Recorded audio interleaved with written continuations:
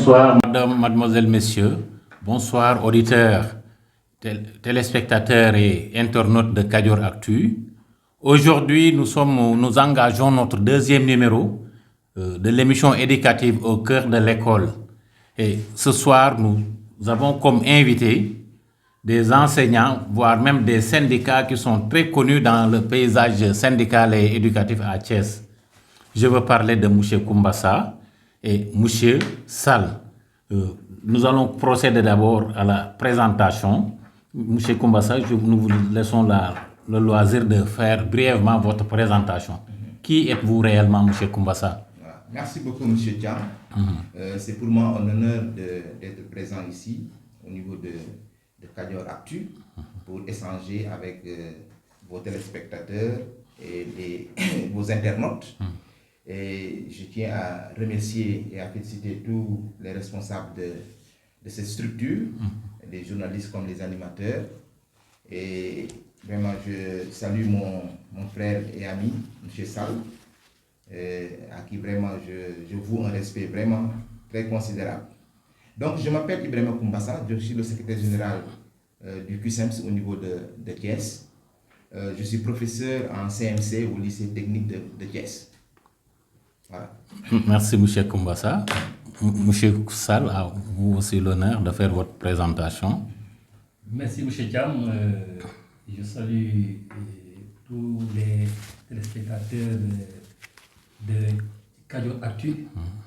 Et je reviens pour dire la même chose au Koumbassa. Nous sommes ravis de venir ici à cette émission. Donc c'est une émission éducative et nous avons vraiment le plaisir de partager avec vous. Je salue mon ami et frère Koumbassa, à qui nous partageons le même groupe, c'est le G7, donc les syndicats les plus représentatifs, issus des élections de représentativité. Donc moi qui vous parle, je suis M. Boubacar Sall, je suis le secrétaire général de l'UDEN au niveau de Thiès. Je suis en même temps aussi directeur d'école dans la commune. Donc, je suis en même temps syndicaliste et en même temps directeur d'école. Donc, merci M. Thiam de l'invitation. Voilà, merci, chers invités. Nous sommes très honorés de vous accueillir aujourd'hui dans nos locaux. Compte tenu de l'actualité, nous allons parler dans le sens de voir si réellement par rapport à tout ce qui précédait, parce que la dernière fois, notre première émission portait sur le rappel des accords signés avec l'État. Et le constat que les syndicalistes, nos invités de la dernière fois avaient fait savoir aux internautes que l'État n'avait pas respecté ses engagements. Mais au sortir du premier plan d'action, durant le premier plan d'action des syndicats, l'État avait convié ces organisations-là à une commission pour essayer de régler les problèmes d'écart liés aux sommes dues aux enseignants. Et avait même fixé l'échéance d'aujourd'hui pour virer la quasi-totalité du gap manquant dans le compte des enseignants. Donc aujourd'hui, je vous interpelle là-dessus. Où en sommes-nous réellement avec cette promesse de l'État? M. Koumbassa. Voilà, merci beaucoup, M. Thiam. Je dois d'emblée dire que nous sommes ici, M. Sall et moi invités. Mais je sais pertinemment que M. Thiam, à vous seul, vous pouvez faire l'émission. Parce que vous êtes acteur du système, vous connaissez beaucoup. Absolument. Mais c'est quand même bon d'échanger avec les gens. Et je sais que cette émission sera vraiment très bénéfique aux téléspectateurs et aux internautes. Parce que vous savez poser les bonnes questions. Parce que vous maîtrisez votre domaine. C'est vrai. Alors donc, et je tiens encore à remercier et à féliciter tous les enseignants du Sénégal pour leur forte mobilisation. Ce qui s'est passé cette fois-ci au Sénégal, à partir du 23, est presque révolutionnaire au Sénégal. L'école est complètement bloquée.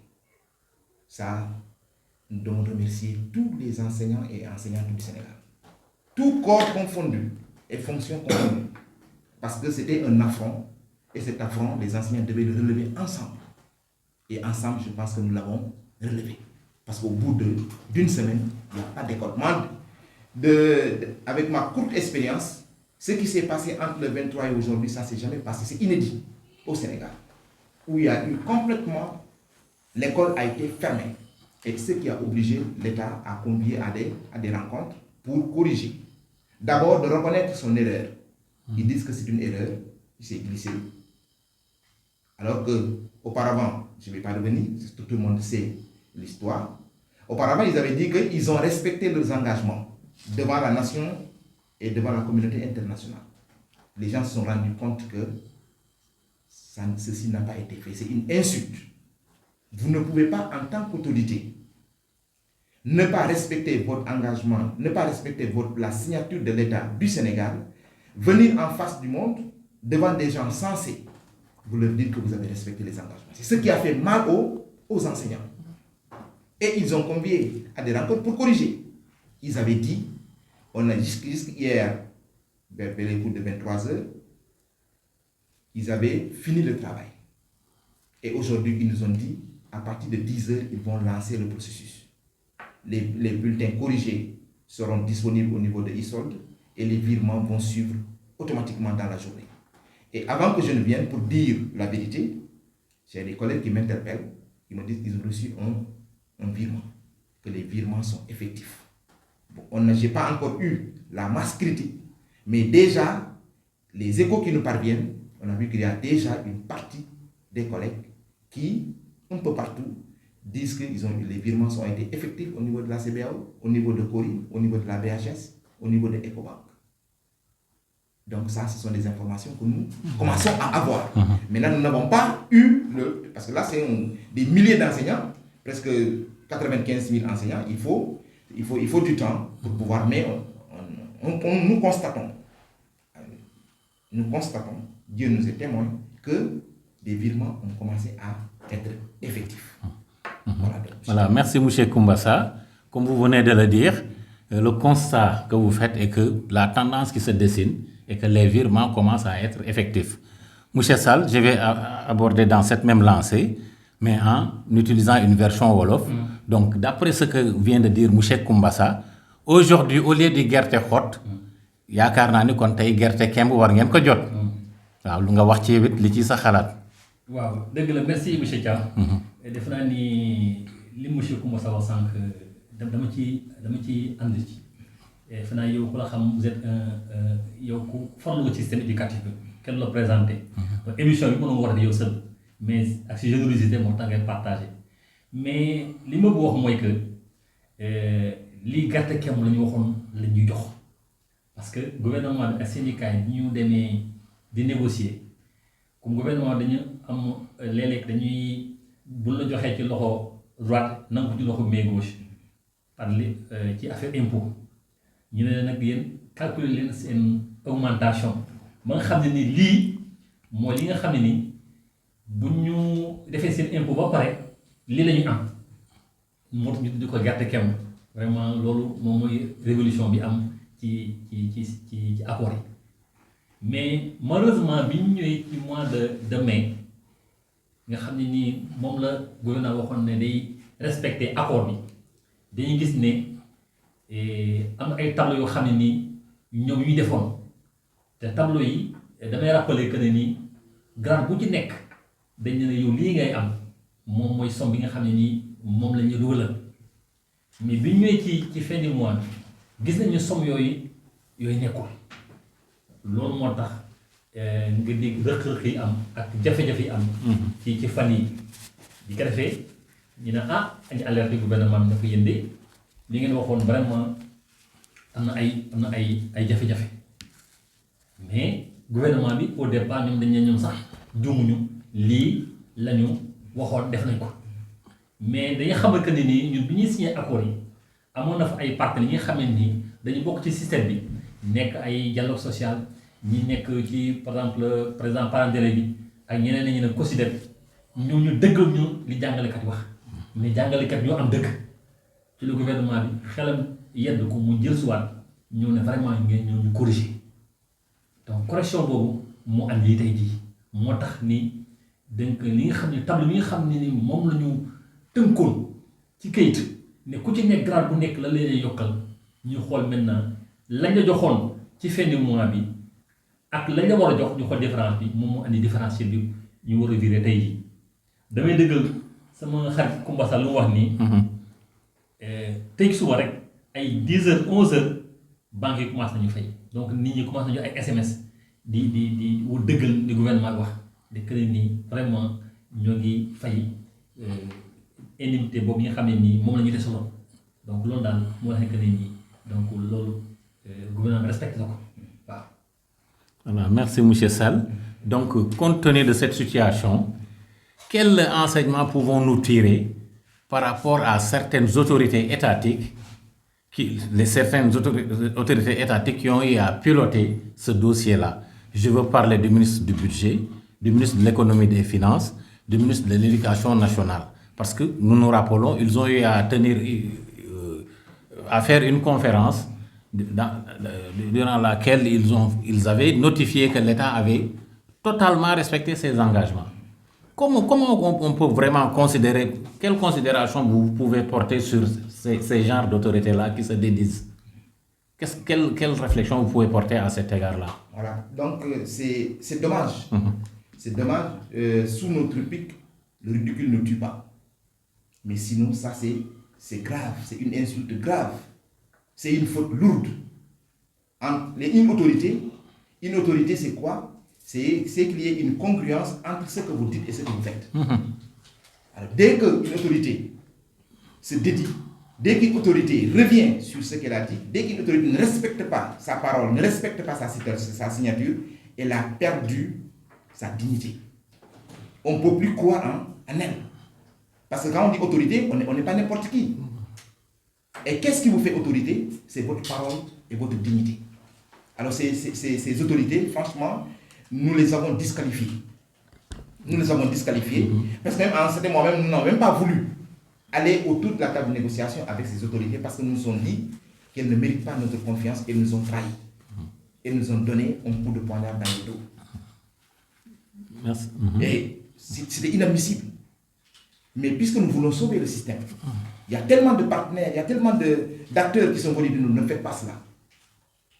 Ne faites pas cela. Allez à la table de négociation. Parce que si on vous appelle, celui qui vous appelle, comme Wolof nous donc, moi, nous donne autour de la table de négociation. Donc, je vais glisser vers monsieur Sall.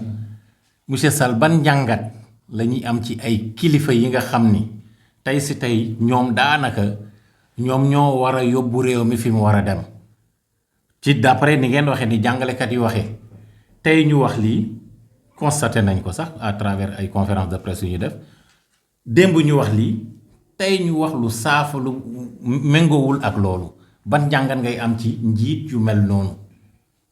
waaw loolu vraiment dañ koy naxaw parce que xam nga bu ñu amee ay njiit ñi nga xam ne ñi tey ñoo ñuy diriger ñoo suñu kilifa ñu ñëw am lu ñu tënk et bi ñu koy tënk dafa am ay ñi nga xam ne ay seede yu toog ñu tënkoo ci kayit bu ñu ñëwee tey jii ñëw naan lii lañu waxoon def nañ lii def ñu lii dañuy am njàqare parce que kilifa dëgg dafa war a dëgg parce que boo xoolee ñoom sax ñoom dafa naa ne ay éducateurs lañu éducateurs yi maanaam mooy ñoom ce sont des éducateurs ay borom xam-xam lañu ñi xam ne dañuy jàngale mais ñooñu waroon nañu joxe maanaam donner le bon exemple maanaam waroon nañu ay nekk des modèles nga xam ne nii bu ñu waxee rek duñ am dara luñ ci teg mais tey gis nañu day vraiment suñu kilifa yi daal vraiment kàddu gi xaw na sooxe daal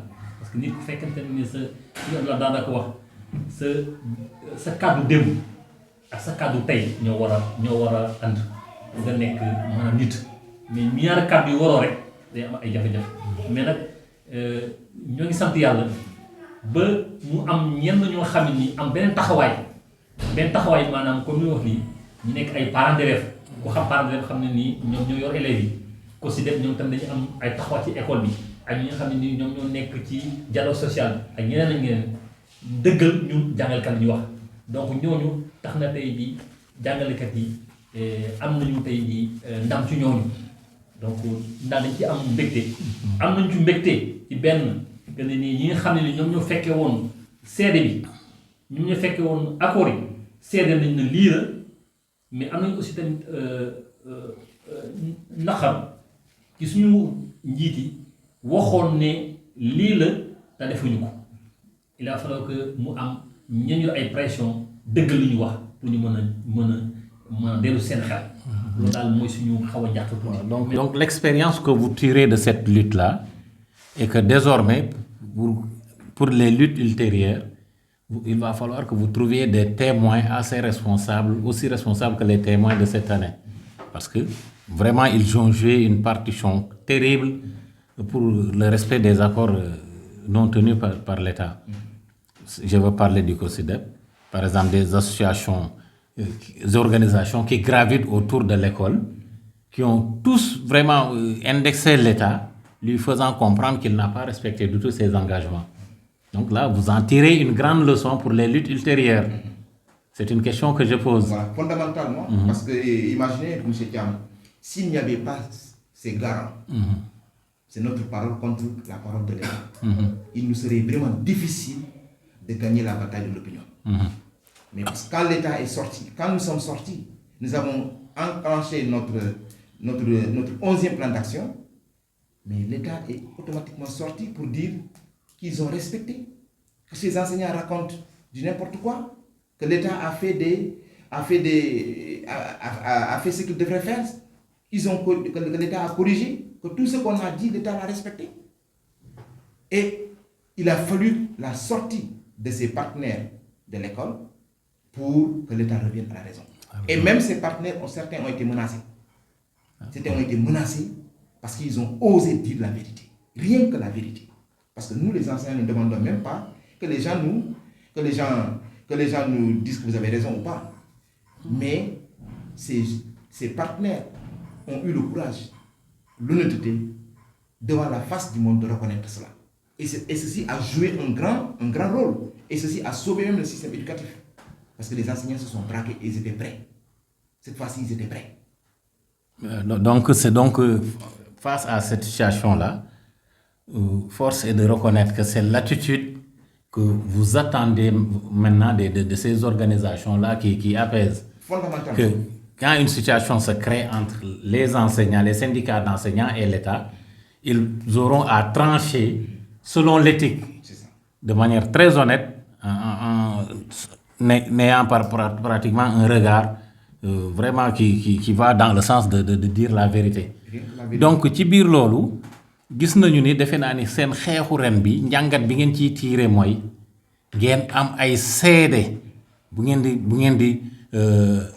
ngeen di nu mu tuddati xaatimati ay déggoo yéen ak nguur gi parce que ren gis nañu ni wax ngeen ko sax que mbooloo yooyu nga xam ni dañuy yëngatu ci école te bokkuñu ci état bokkuñu ci ay syndicat mbooloo yooyu bi état bi taxawee ni li mu waxoon yépp dëggal na ko dañu taxaw seet seen digganteeg yàlla ni ko li nga waxoon lépp mataloo ko looloo tax mu dellu ginnaaw ni ko monsieur Koumbassa waxee donc loolu njàngat bi ngeen ciy tiire monsieur Sall mooy xeex bu ngeen mën ci def donte ndaxte lu jëm ci lutte syndicale xeexu syndicat du mës a jeex ndax ponk boo réglé rek beneen ponk dina taxaw tey am na ponk bu ngeen réglé mais am na ponk bi nga xam ne bokkoon nañ ci te réglé wuñu ci muy ponk contractuel yi te defee naa ne poñ bu am solo la boo xoolee fonction publique contractuel yi ñoo ci ëpp te contractuel yi wax dëgg ci yàlla seen àq ak seen yelleef dañ ko nax saayal ndax di nga gis fa am contractuel bi nga xam ne jàngal na élève mu dem ba doon par exemple enseignant yeewu suba gën a gradé ki ko jàngaloon ak yeneen donc ponk boobu tamit doon na ponk bi nga xam ni keroog junj naa ko ak ñi fi jaaroon ba tey des na parce que état bi dafa ni woon dina woote waxtaan dëgg la di ngeen sauver année bi mais na ngeen bàyyi aussi dafa yaakaar naan di ngeen xaw a bàyyi tuuti xel tamit contractuel yooyu. dëgg la merci monsieur Thiam vraiment li nga wax ni dëgg la li nga wax ne sànq ne ñi nga xam ne nii ñoom ñoo seede yi am nañu solo parce que seede yooyu ñoom ñoo tax que nguur gi dellu si gannaaw lu amul seede baaxul donc tax na ñun lépp lu ñuy defati ñoom ñi nga xam ne mooy ñooy suñu seede parents d'élèves bi COSIDEP dialogue social ak Souleye Gorba Sy moom moo yor defe naa ni EPT.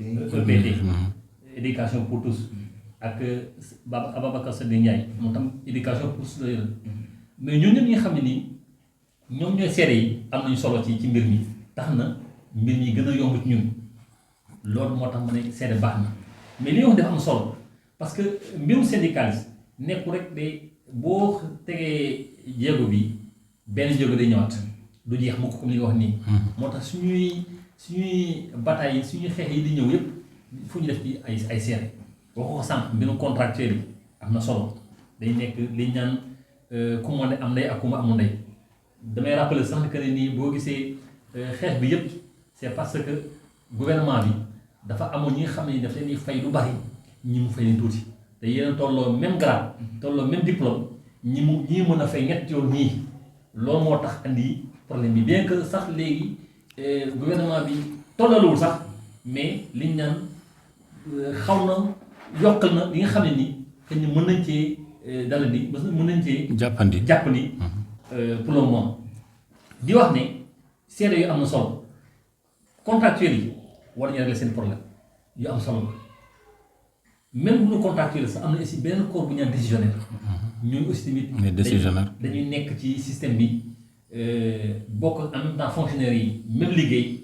mais boo gisee ñoom tamit ñu xaw a am problème yu métti ma léeg-léeg sax man en tant que syndicat nee rek damay toog di métti su ma gisee ñi signé benn ak naan plan effet à compter de la date de signature mais ñi xam ne nii bu ñu amee reclassement du ñu am rappel ay yeneen donc yoo xam ne nii vraiment yu métti te nga bokk même liggéey ak fonctionnaire yi am ay jafe-jafe loolu yëpp yi nga xam ne ni bokk nañ ci table de négociation yi nga xam ne moom la ñuy teg ci table yi mais problème contractuel yi ak problème mu décisionnaire ay yeneen parce que comme li nga wax sànq monsieur Thiam rek liggéey syndical du jeex boo réglé lii leneen day ñëwaat mais leneen liy ñëw comme li nga wax rek ay seede la ñuy teg parce que gouvernement bi nag nekk na ñoo xam ne ni bu ñu amul ay seede dana xaw a am ay jafe-jafe donc seede yooyu macha allah lépp lu ñuy defati rek seede yooyu dañuy dem incha allah. jërëjëf monsieur Sall. Monsieur Koumbassa, moi je pense très bien qu'étant donné que l'année tire pratiquement à sa fin et que les tendances qui se dégagent montrent que l'État quand même a corrigé le tir aujourd'hui même ce vendredi. Maintenant, est-ce que vous n'avez pas un appel aussi à lancer à vos collègues enseignants pour qu'ils vraiment respectent eux aussi à leur tour leur engagement envers l'État et envers la nation, c'est-à-dire s'acquitter de la déontologie enseignante, respecter les cours normalement, donner aux enfants ce dont ils ont besoin pour que ceux qui sont en classe d'examen puissent être vraiment outillés dans le bon sens d'aborder ces examens dans le meilleur des conditions possibles. Là aussi, si on réclame ces droits, quelque part, il va falloir s'acquitter de ses devoirs. Là, c'est le problème de devoir que je souligne ici, des enseignants. Très bien, M. Thiam, vous avez parfaitement raison. Vous savez, qu'un enseignant quitter une salle de classe, abandonner ses élèves, aller en grève, c'est la mort dans l'âme. Nous ne sommes pas formés pour faire la grève. Nous sommes formés pour enseigner, pour encadrer, pour accompagner ces enfants. Qui sont nos enfants, qui sont nos neveux, qui sont nos frères, qui sont nos voisins. Nous passons le clair de notre temps en compagnie de ces enfants. Ces enfants constituent notre seconde famille. Moi, le temps que je passe avec mes élèves, je ne le passe pas avec mes propres enfants. Mes propres enfants sont avec leur maître, avec le professeur. Moi, je suis avec les enfants des autres. Donc, nous nous soucions plus de l'avenir de ces enfants. Un enseignant, quand il y a examen, la première chose qu'il fait, dès que les épreuves sortent, c'est courir. Il court pour voir les épreuves. Même s'il sert à Thiès, il corrige le bac par exemple à Tamba ou bien à Kédougou. Dès que les épreuves sortent, la première chose à faire, c'est de courir, voir qu'est-ce qui est sorti. Il ne pourra respirer que quand il verra le sujet. Pourquoi cela? C'est pour avoir la conscience tranquille. Que lui, je l'ai fait avec mes élèves. Ce travail, je l'ai abattu avec mes élèves. Sinon, cet enseignant est traumatisé. Il est traumatisé parce qu'il est traumatisé. Il y a un goût d'inachevé chez lui. Et donc, c'est la raison pour laquelle nous disons, nous n'allons pas très vite en besogne. Parce que même en venant même, il y a un collègue qui chahutait. Il me dit, mais Kumbasa, mais c'est vrai. Et les gens commencent à virer, mais est-ce que ce ne sont pas de faux billets? Donc je dis non, mais quand même, des faux billets, virer des faux billets, je dis non. Donc pour chahuter, c'est la raison pour laquelle la masse critique n'est pas encore atteinte. Donc on a commencé le processus. Le processus, on l'a commencé. Maintenant, attendons que le processus aille jusqu'à son terme. Maintenant, pour le reste, nous sommes des professionnels. Les enseignants feront tout pour que nos enfants ne soient pas lésés. Ça, c'est une garantie que nous ferons. Nous savons déjà, les enseignants avaient commencé à enseigner même les jours, les mercredis, les samedis soirs. Il y avait l'engouement. Quand vous allez dans les lycées et les écoles élémentaires, les jours non ouvrables, vous pensez que c'est des jours ouvrables. Les enseignants convoquaient leurs élèves. Il y avait l'enthousiasme, les gens attendaient. Mais c'est l'État qui a complètement cassé les ressorts. Moi, je dis que cette situation-là, c'est presque même peut être considéré comme un crime. Parce que même si le Sénégal n'avait que 1000 francs, je crois que l'intérêt du système éducatif, l'avenir de ces enfants, méritait qu'on mette les 1000 francs dans cela pour avoir la paix, pour ne pas perturber ces élèves à cette période de l'année. Nous étions à quelques semaines des examens. Nous étions à quelques jours des examens. Perturber ce système, je crois que même c'est être irresponsable. Monsieur Kumbasa. Monsieur Sall, aujourd'hui, je vous ai doté la version Wolof. Bon, ni ñu ko waxee woon sànq rek mooy dëgg la naam jàngalekat yi am na lu ñu doon laaj lu jëm ci seen ak yelleef tendance yi commencé am gis nañu ni état bi xaalis yooyu def na ko ci compte jàngalekat yi mais fi ñu toog ni mënuñu am exactement la situation générale. Donc, d'ici la fin de cette soirée et la fin de semaine, les gens auront quand même une tendance générale. Si nous avons une tendance générale, nous avons l'État respecté le cadre. Fofu tamit, mom la wax légui monsieur Kumbasa ci nasaran en tant que jangalekat am ngeen aussi lu len warlok xalé yi lu len warlok état bi. Loolu defe naa ni naam sax yéen a ngi ci mais di ngeen di gën a ñaax seen i naataango pour ñu gën ci nekk pour que xale yi wax dëgg ci yàlla bu ñu mënee dem examen ñu mën a am bagage bu doy pour mën a jàll seen examen ñi ci yàlla tudd dañu war a jàll. waaw merci monsieur Thiam xam nga jàngalekat moom dafa naa ni dafa fonk élève jàngalekat dafa naa ni bu tooyee këram bañ a jàngale rek xam ne am na lu ko métti lool. damay dëggal li sama collègue monsieur Kumbasa wax ci tubaab nii que dañuy gis jàngalekat yoo xam ne dañuy woo seen élèves yi ne ci classe d'examen yi bu dul jour bi ñuy jàng maanaam ay week-end yi wala par ngoon di leen tàggat loolu yëpp jàngalekat mi ngi am maanaam yéene pour que bu examen ñëwee élèves yi jàll mais nag dañuy ñaax suñu dañuy gën a ñaaxaat rek suñu collègue jàngalekat yi que leen comme état bi respecté na li mu waxoon ñoom tamit nañu fexe ñoom tamit respecté seen liggéey loolu maanaam mooy devoir ak droit nit ku fekk na ngay réclamer sa droit dafa sa devoir te loolu def naa jàngalekat yi ñu ngi ci parce que tey yi nga xam ne dafa ne grève mais di woo élèves yi di leen tàggat xam nga kooku tey wax dëgg xamal ne mi ngi ci naqaru metti mais nag dañuy wax ne rek que ne nii comme tey tendance bi gis nañu que ne nii tey suba état bi commencé na wax lu mu defoon di commencé na def li nga xam ne moom la waxoon mi ngi koy banque yi ñu ngi commencé di fay donc loolu vraiment yaakaar naa ne grève bi nga xam ne mënuñu sumoon danañ ko teg ci suuf. comme ñu wax rek dafa am niveau national boo xam ne ñi nga xam ne ñoo nekk ci ñoom ñooy négocier ca kaw ñoom après ñoo dajee xool apprécier ba xam kan yi lëbee moo doon mais am naa jaakaar que ne nii incha allah grève bi moom dañ ko tegal ci suuf. comme loolu rek la ñu yaakaar loolu la ñu waxoon na respecté njàng yi na respecté accords yi respecté li mu waxoon dana ko def. comme respecté na ko. Jërëjëf monsieur Sall, je pense très bien que le temps qui nous était imparti est terminé. Donc di gërëm ñëpp di sant ñëpp di loolaat la kàddu gi monsieur Kumbasa nga wax sa mot de la fin bu paree monsieur Sall wax mot de la fin ñu tàggatoo ak auditeurs yi ak internautes yi. Voilà, Vraiment, je tiens à vous remercier et remercier les internautes et les téléspectateurs. C'était un immense plaisir et attirer l'attention de l'opinion publique que ça, c'est une partie des accords qu'on commence à matérialiser. Ces accords s'étalent jusqu'en 2024. Il y a une partie aussi qui devrait être faite en fin janvier 2023. Nous espérons que ce qui s'est passé, cette cacophonie qui s'est passée au niveau de mai 2022 sera un vieux souvenir. Qu'en janvier 2023, nous n'allons pas commencer la nouvelle année 2023 avec des problèmes. Et nous tenons vraiment à vous remercier et féliciter tous les enseignantes et enseignants du Sénégal. Merci M. Koumbassa. M. Sall, votre mot de la fin.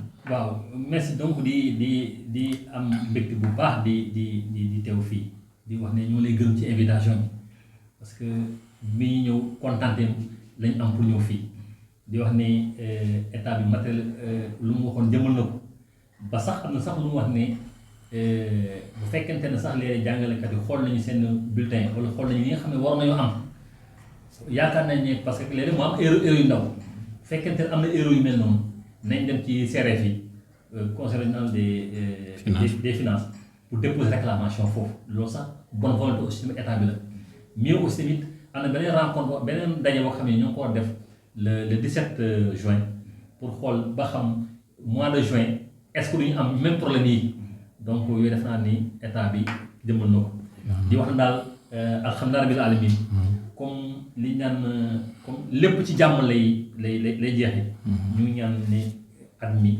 nañ ko terminé jàmm ak salaam te yàlla may ñu ndam ci examen yi may ñu ko aussi tam suñu liggéey bi merci M. Sall, merci M. Koumbassa. Vraiment nous remercions aussi tamit les internautes et les téléspectateurs qui nous suivaient à travers de Kadior Actu pour ce second numéro de l'émission Au cœur de l'école.